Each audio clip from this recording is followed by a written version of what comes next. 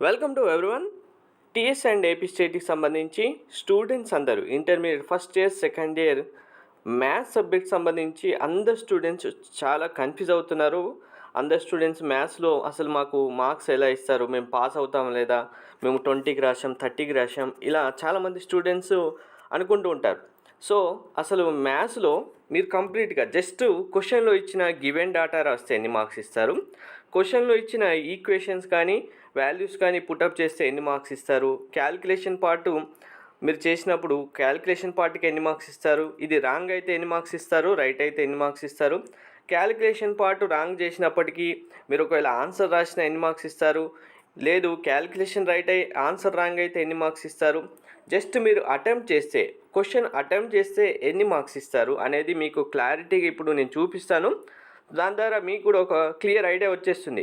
Okay, నేను ఇన్ని questions attempt చేశాను, ఇన్ని మార్క్స్ వస్తాయి నాకు, నేను ఇంకా ఫెయిల్ అవ్వను అనే ఒక కాన్ఫిడెన్స్ కూడా మీకు వస్తుంది ఈ వీడియో చూసిన తర్వాత. సో అసలు మీకు పేపర్ వాల్యుయేషన్ ఎలా చేస్తారనేది ఇప్పుడు నేను క్లియర్గా చూపిస్తాను. దాని ద్వారా ఇంకా మీకు క్లియర్ కట్గా ఒక వ్యూ అయితే వచ్చేస్తుంది. అసలు జస్ట్ క్వశ్చన్ నుంచి గివెన్ డాటా రాస్తే మార్క్స్ ఇస్తారా లేదా అనేది చాలామంది స్టూడెంట్స్ డౌట్లో ఉన్నారు. మీకు ఇప్పుడు నేను చూపిస్తాను. వీడియో స్కిప్ చేయకుండా చూడండి, లైక్ చేసి తప్పకుండా షేర్ చేయండి. కంప్లీట్ అప్డేట్స్ గైడెన్స్ కోసం ఛానల్ సబ్స్క్రైబ్ చేసుకొని బెల్ బటన్ అయితే ప్రెస్ చేయండి. సో ఇప్పుడు మీకు నేను చూపిస్తున్న పేపర్ మనకు ప్రతి సంవత్సరం ఇలా కీ పేపర్ ఒకటి ఇస్తారు. ఇది చూడండి, మ్యాథ్స్ పేపర్ 1Bకి సంబంధించిన ఆన్సర్ షీట్ కరెక్షన్ చేసే టైంలో లెక్చరర్స్ ఉంటారు కదా, లెక్చరర్స్కి ఇచ్చే కీ పేపర్ ఇది. దీన్ని చూసుకుంటూనే కీ పేపర్ సంబంధించిన మార్క్స్ అయితే ఇస్తారు. సో ఇందులో మార్క్స్ స్కీమ్ ఆఫ్ ఎవాల్యుయేషన్ అంటే స్టూడెంట్ ఒక క్వశ్చన్కి ఆన్సర్ రాసినప్పుడు జస్ట్ క్వశ్చన్ ఉంది ఇక్కడ, ఈ క్వశ్చనే రాశారు, ఈక్వేషన్స్ లేదా పాయింట్స్ ఉన్నాయి, వాల్యూసే మెన్షన్ చేశారు, జస్ట్ ఒకటే వాల్యూస్ లేదా ఇచ్చిన డాటానే ఇచ్చేశారు, మార్క్స్ ఇవ్వాలా వద్దా మీకు ఇప్పుడు నేను చూపిస్తాను చూడండి. సో ఈ పేపర్లో మనకు స్కీమ్ ఆఫ్ ఎవాల్యుయేషన్ అనేది ఫస్ట్ 7 మార్క్స్ నుంచి మీకు, ఎందుకంటే 7 మార్క్స్లో చాలామంది స్టూడెంట్స్ కన్ఫ్యూజ్ అవుతున్నారు కదా. చూడండి ఇప్పుడు మీకు డైరెక్ట్గా నేను చూపిస్తాను. ఇక్కడ చూడండి, గివెన్ కర్వీస్ మనకు క్వశ్చన్లో ఉంది, differentiating the both side with respect to X ఏమవుతుంది, dy/dx. ఇది ఏంటి, మనకు క్వశ్చన్లోనే ఇచ్చారు. డైరెక్ట్గా మీరు క్వశ్చన్లో ఇచ్చిన ఈక్వేషన్ తీసుకొని ఇక్కడ మెన్షన్ చేశారు, అప్పుడు ఎన్ని మార్క్స్ ఇచ్చారు, ఇక్కడ 1 మార్క్ ఇచ్చారు. లేదు ఇంకో క్వశ్చన్లో చూపిస్తాను చూడండి, ఇంకా మీకు క్లారిటీగా అర్థమవుతుంది. సో ఇక్కడ చూడండి, given the l+m+n = 0, mn-2l equation అందులో ఇచ్చారు. ఫ్రమ్ 1 మనకి ఇక్కడ ఇచ్చిన డాటా నుంచి మీకు ఇక్కడ ఏమవుతుంది, -m-n. జస్ట్ ఇచ్చిన క్వశ్చన్ నుంచి ఇచ్చిన డాటా రాశారు, 1 మార్క్ వస్తుందా? ఎస్. ప్రతి ఒక్కరూ మీరు ఇచ్చిన డాటా నుంచి డాటా ఉన్నట్టుగా రాస్తే క్వశ్చన్కి సంబంధించి జస్ట్ రాసినందుకు మీకు 1 మార్క్ 7 మార్క్స్లో ఇస్తారు.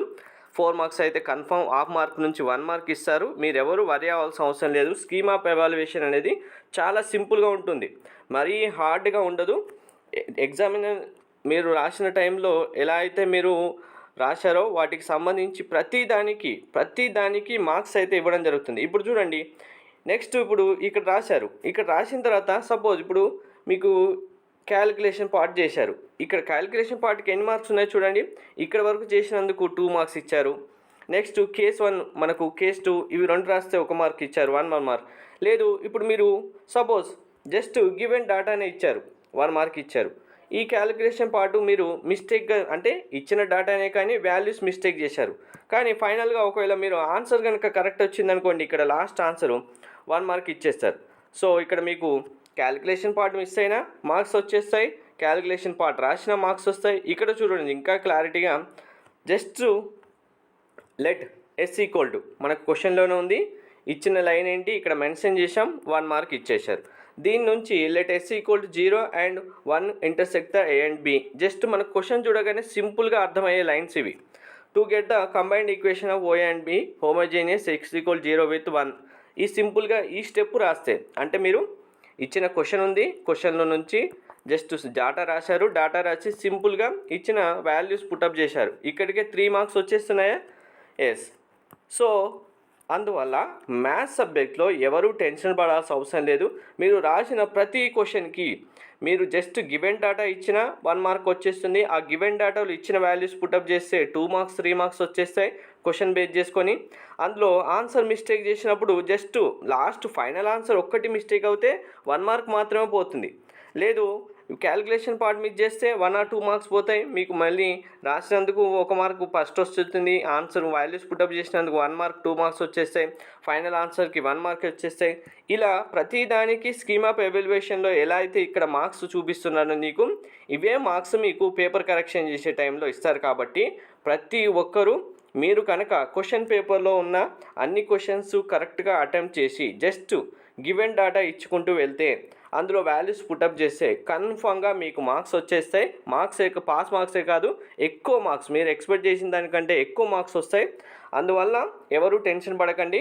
మ్యాథ్స్ పేపర్లో మీకు మార్క్స్ తక్కువ వస్తాయనేది కూడా ఎవరు అంతలా వరి అవ్వాల్సిన అవసరం కూడా లేదు. పాస్ మార్క్సే కాదు, ఎక్కువ మార్క్స్ కూడా కన్ఫామ్గా వచ్చేస్తాయి. ఇక్కడ స్కీమ్ ఆఫ్ ఎవాల్యుయేషన్ ఇప్పుడు మీరు చూశారు కదా, maths 1A 1B 2A 2B ఏదైనా సరే ఇలానే ఉంటుంది ప్రతి పేపరు. మీకు ఇంకా కంప్లీట్గా గైడెన్స్ కావాలనుకుంటే టెలిగ్రామ్ ఛానల్ లింక్ డిస్క్రిప్షన్లో ఇస్తాను, జాయిన్ అవ్వండి. Thank you.